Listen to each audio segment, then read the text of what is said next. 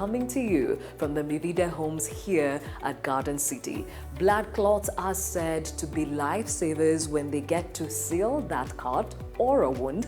But then again, that clot could actually cost you your life. We're talking about pulmonary embolism. This is becoming one of the highest leading causes of death today. And actually, it only takes less than 15 minutes for it to claim your life. We shed more light on this seemingly silent killer, but before we get to it, here now is the fact of the matter.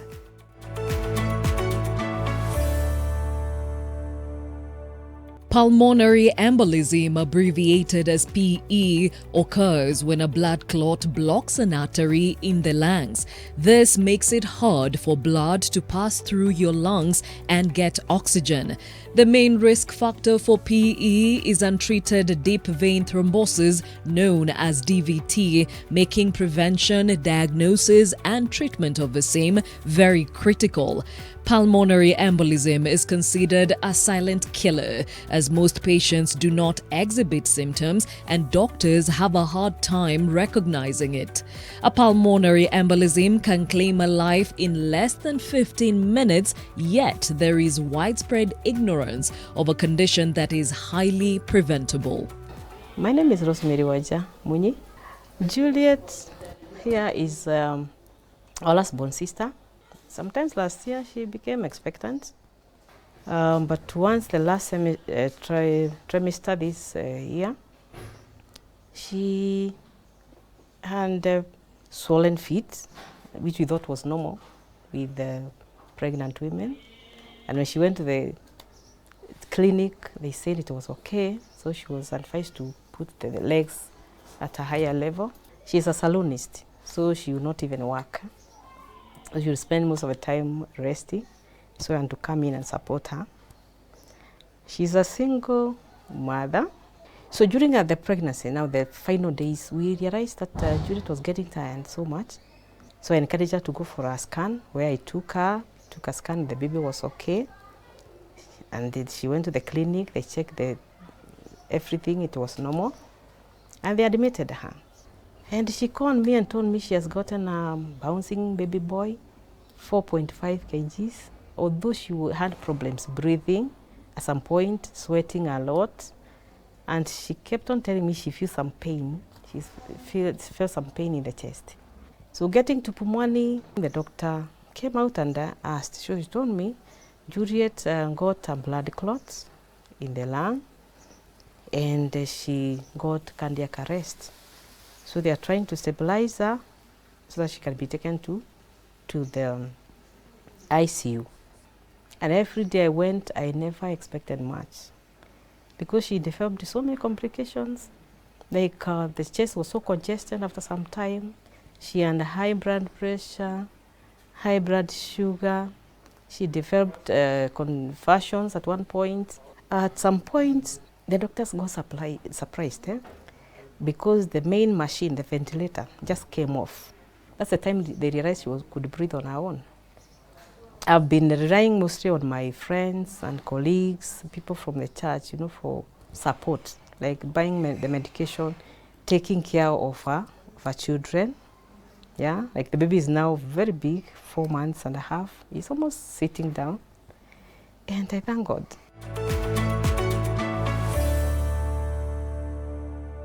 So let us get to unmask this seemingly silent killer. We're talking about pulmonary embolism, and you can abbreviate it to PE. And to help us do that is Susan Eliud, who is a survivor of pulmonary embolism, and Dr. Charles Kariuki, who is a cardiologist from the Nairobi Hospital. Thank you for your time. Now, I'll start with you, Daktari.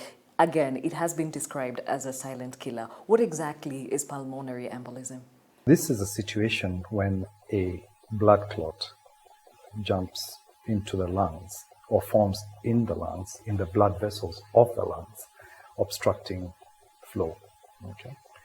And these blood clots tend to develop in the deep veins of the legs or in the pelvis or the abdomen, and in a situation called a deep vein thrombus or deep vein thrombosis. And some of those patients can have the blood clot jumping up through the system or traveling through the blood vessel system, usually the veins, into the lungs, blood system of the lungs. That's a pulmonary embolism. Pulmonary stands for lung.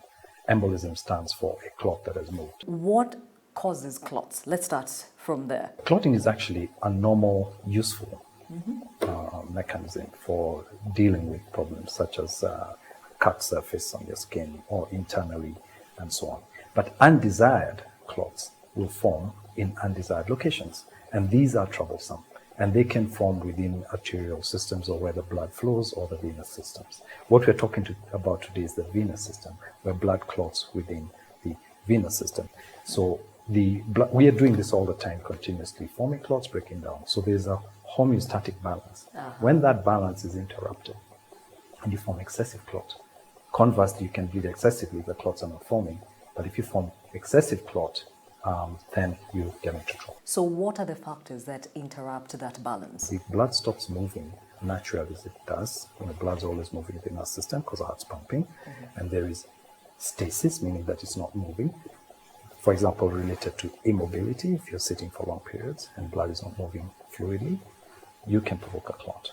If you have a cut surface or an injured surface, as you would get maybe in an accident, and you break a leg and you disrupt the blood vessel, or there is swelling around the blood vessel and it inflames, then that is one of the triads that can promote a clot.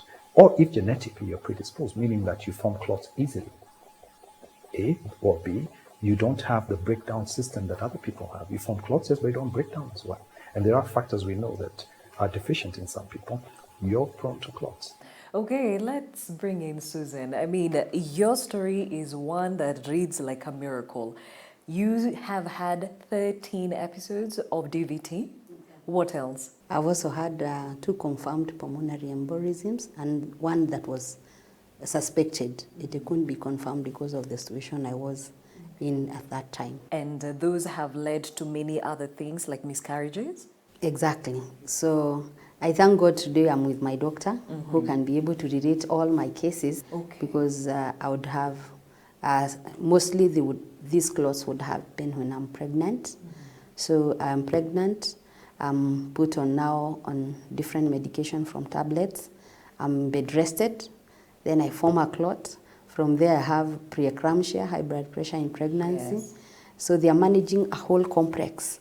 Maybe by the time you're around, we are finishing the first trimester, getting to the second one, I would lose the pregnancy. And so after a short while, just like any other woman would do, I would get pregnant again. The cycle starts again. And we kept going. Wow. Yes. I mean, 7 miscarriages. There has to be a relation with the fact that she's a survivor of DVT and PE, right?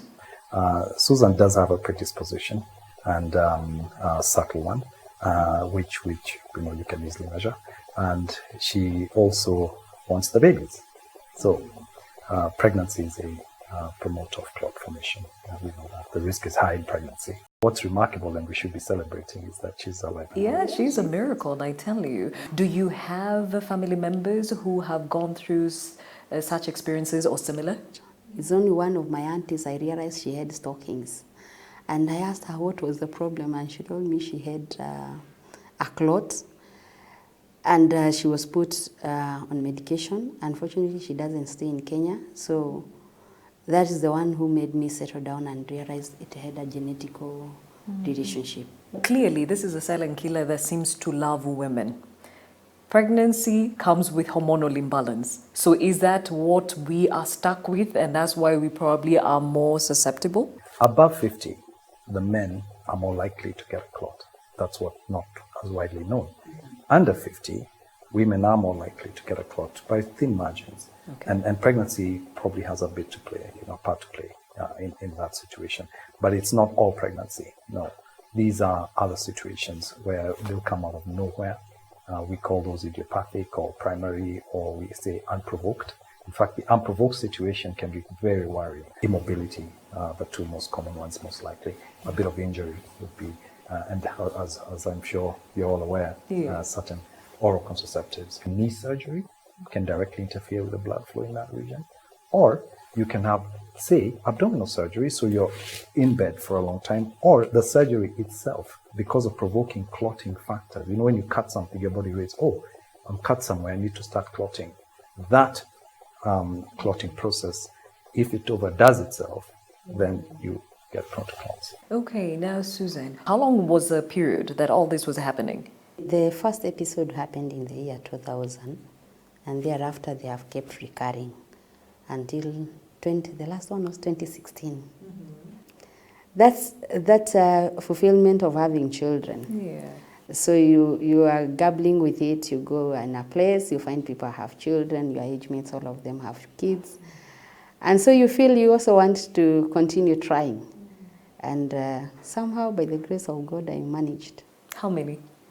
I have a girl who was born in 2008. In 2008, I had 2 clots, one during pregnancy, one when I was about to deliver, and a pulmonary embolism that was suspected but could not be confirmed. And I delivered my girl at around 29 weeks. Oh. In 2014, I had a boy. Unfortunately, he never made it. But we really struggled. That time, I had electrolyte imbalance. Then after that, I had a girl in 2015. Unfortunately, again, she didn't make it. Then 2017, I was blessed with twins. Oh, look at that. Oh, wow. So, Dr. the question is, how is it that a condition that can kill somebody in under 15 minutes, some people are able to survive it? There's a high survival rate from pulmonary embolism. That's not, people are aware of the bad cases, but it depends on where you look, which country you look at. But between about 75 and maybe 93% people will survive. Dramatic cases that lead to this silent killer are when, a patient dies in their sleep, and they do an autopsy and they find a clot. But very often, if you interrogate that history, you will find that there was some pain in the calf, or there was mild leg swelling, or they weren't feeling too well and couldn't breathe too well for a day or half a day, or they had some chest pain that was worse on deep breathing. There's usually something that's passed off as nothing really. In fact, the most worrying situations are when you go to a casualty or to a hospital, they examine you and send you back home. It happens all over the world.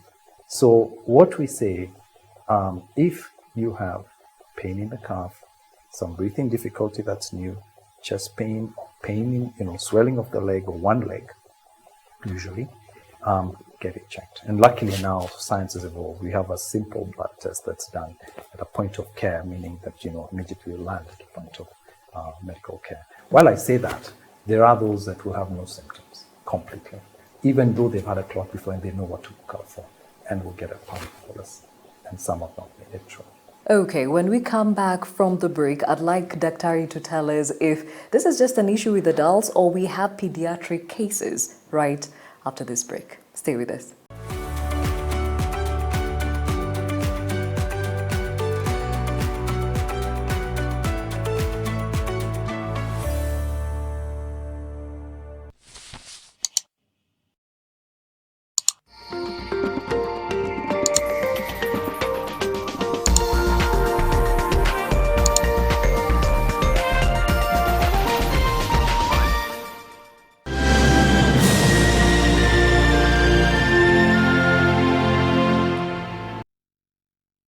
Maritime Tips brought to you by Kenya Maritime Authority. Precautions for vessel and boat owners, operators, coxswains and passengers. Personal hygiene. Practice frequent hand hygiene, coughing and sneezing etiquette. Clean and disinfect frequently touched objects and surfaces on board the boats and vessels such as steering wheel, safety or guardrails and seats. Crew members, coxswains and passengers to regularly disinfect life jackets. Practice frequent hand washing with soap. Wear a mask on board a boat or vessel. Boat owners and operators to comply with government directives on movement restrictions within counties. Kenya Maritime Authority for safe and efficient water transport. Look how happy my baby is. I've tried different brands, but now I've discovered the world-famous Small Fix and saw the difference. Let's see how absorbent Small Fix is. Molfix, thanks to its ultra-absorbent particles, can keep more liquid than the other diaper brand, so you can use it comfortably all day long. All babies deserve a high-quality diaper. You should also try Molfix. Allahu Akbar, Allahu Akbar.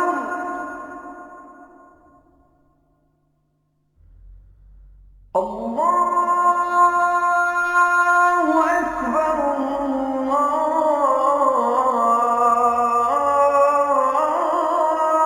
Allahu Akbar.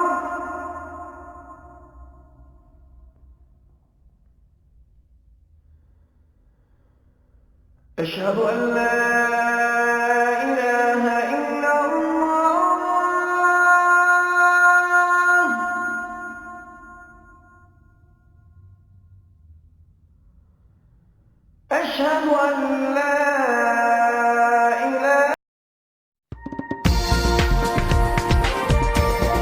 This is NTV.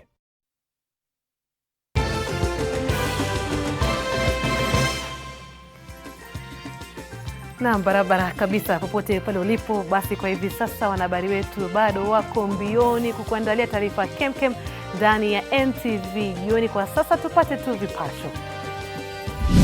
Decided to extend school closure for 1 month, effective from the date of opening. Kufunguliwa kwa shule kumehairishwa hadi wiki ya kwanza ya Juni, huku watu 12 zaidi wakiambukizwa corona.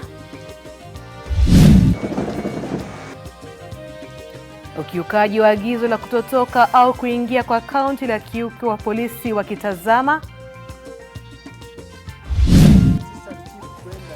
Waambia tawanyikeni, hatutaki hali kama hii.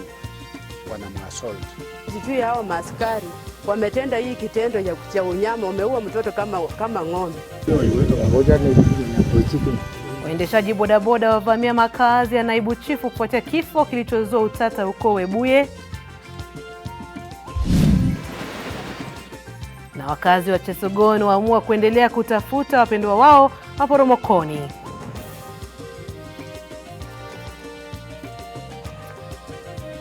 Na mtazamaji, basi mengi zaidi usikose kuungana nami Jane Ngoiri itakapofika saa 1 saa za Afrika Mashariki kwenye taarifa za jioni NTV jioni. Tunakuuliza, serikali imeongeza muda wa shule kufungwa. Je, unampangia nini mwanawe? Basi sema nasi kupitia mitandao yetu ya kijamii Facebook, Twitter @JaneNgoiriOfficial @NTV jioni. Tukutane wakati huo.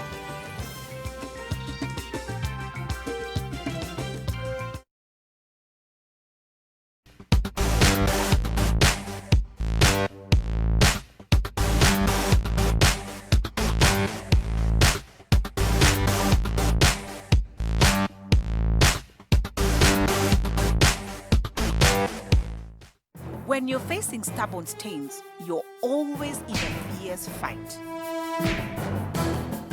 Clean Soft kicks out stains. Kimateki. The global diaper brand Molfix is now in Kenya. Please welcome the Molfix Band. Molfix, so absorbent. Playtime is much more fun than ever. Come on, it's time for playing. Molfix is comfy and we love it. Molfix, with its double absorbent system, absorbs the liquid immediately and traps the liquid in. Also, with its elastic side bands, Molfix offers freedom of movement. You should also try Molfix.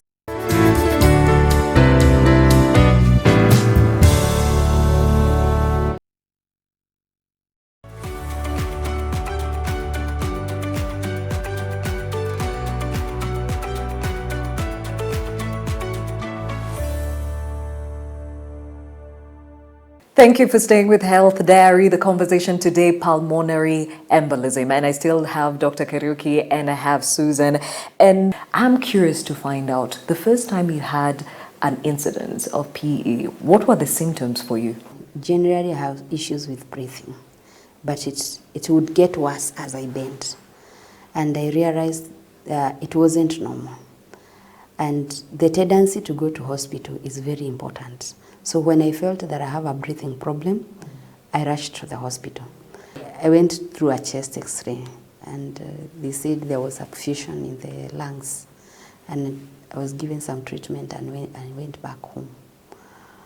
Then I felt so bad. I was taken back to the hospital and I was admitted in ICU. Since I had had clots in the legs, I was very sensitive to feel the pain in the legs. You can describe it. It's painful. If you try to put up your ankle, it gets worse.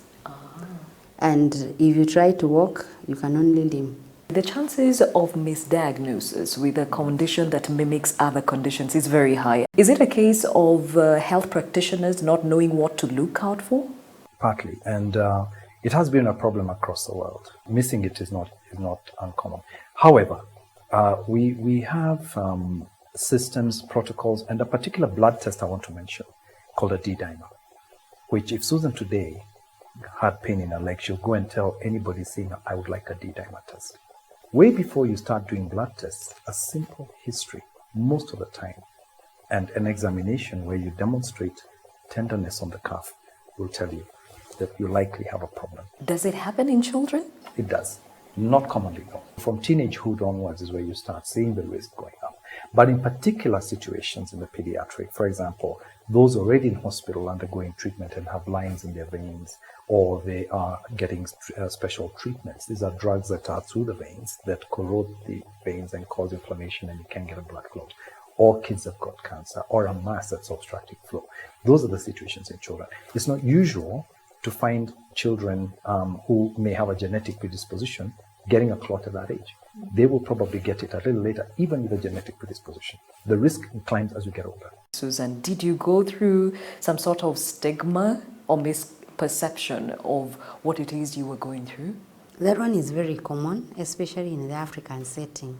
Especially now that if you go to look at books, people will find the predisposing factors, like one of them is use of contraceptives.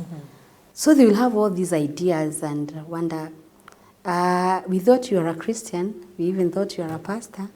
What happened? I remember when we never had the black stockings, I had to put the brown ones every day. And sometimes people would ask you, what's the problem? And especially as a young lady, it was a big issue for me, because you want to feel you're smart, but these stockings can make you feel it even inside and outside. I felt it is an important thing for us to come out. If you have to wear your stockings, you know that you value your life.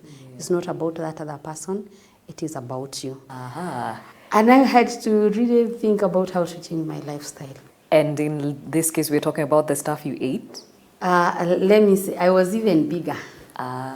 Yes. And anytime they have to keep telling you have to ensure your weight is under control. Do you think there's a direct correlation to the rising burden of NCDs?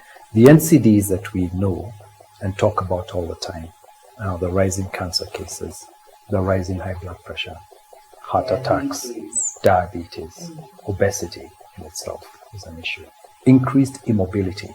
For example, if you sit more than 40 hours a week at a desk, you're more likely to get a clot than somebody who sits less than 40 hours.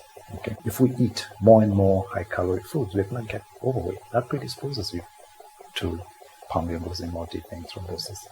So there are clear links, I think, that can be insinuated from looking at the way we live our lives and the lifestyle change. While I say that, there's obviously an increased population, there's increased awareness. Now you talked about treatment, lifelong treatment, medication, the stockings. There is a cost to that. How does that look like? Let me say, we only survive by the grace of God. And you have to, if you get pregnant, you have to think of close to $1 million to put before you get pregnant. Wow. Because of the management. So I imagine if a person is not working or somebody is surviving from up country, sometimes it's very hard. So my appeal is probably from the government so that they can include it to supply these drugs. If one can be able to get with an NHIF card or probably be included in the universal health care. The stockings that are available that we use on daily basis, they are quite expensive. You'll get with at least 6,000 and above.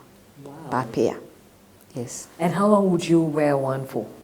At least for me, since I use them on daily basis, at least one pair, it can last you 6 months. So I take like 3 pairs every 6 months. Are we saying NHIF insurance companies do not cover these?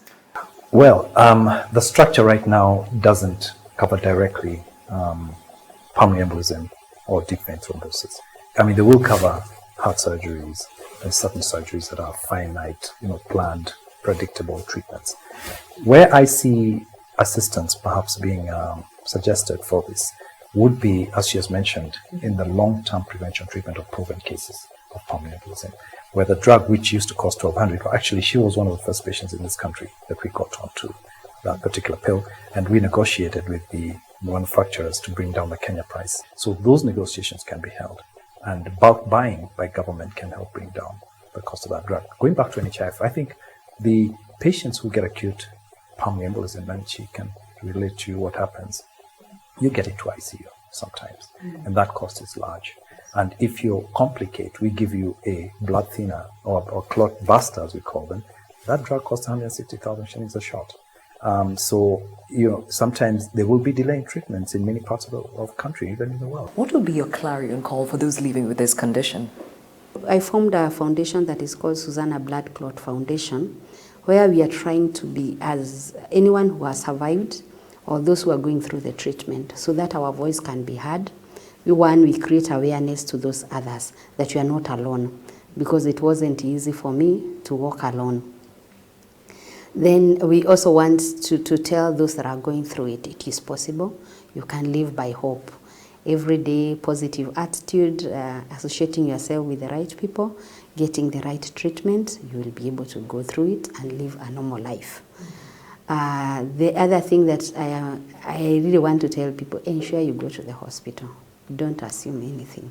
Well, I think as Susan says, if you've got the symptoms that we outlined, and I'll repeat them because I think they need to be clear to all of us health practitioners. Pain in the calf, swelling of one leg, pain when breathing in, or breathing difficulty that comes suddenly.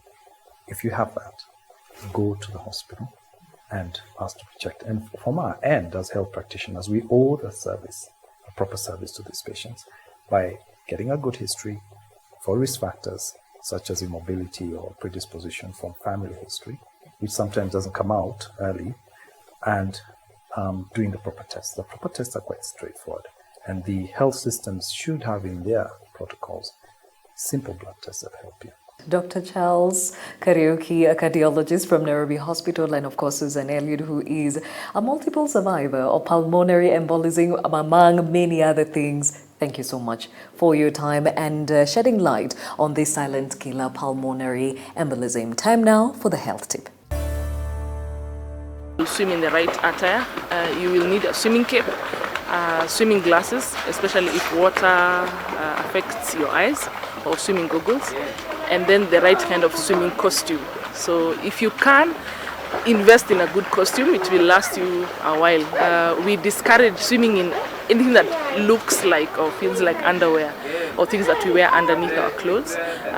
Big, oversized fit kind of swimming costumes, shorts, bikers. We discourage also swimming with bikers. The swimming costumes that have a skirt or a lot of flowers and very minimal strapping, that gets in the way of your swimming and you're not able to maximize if you're swimming for exercise. Yeah. If you're going to the beach, it's good. You can go in your two-piece, you can go in your skirt and enjoy, because the swimming and the resistance is not too high.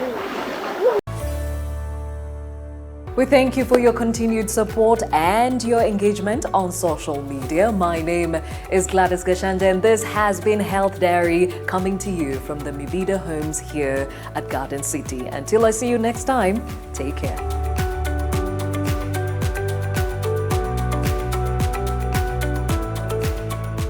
Well, we're talking about pulmonary embolism, a condition that can actually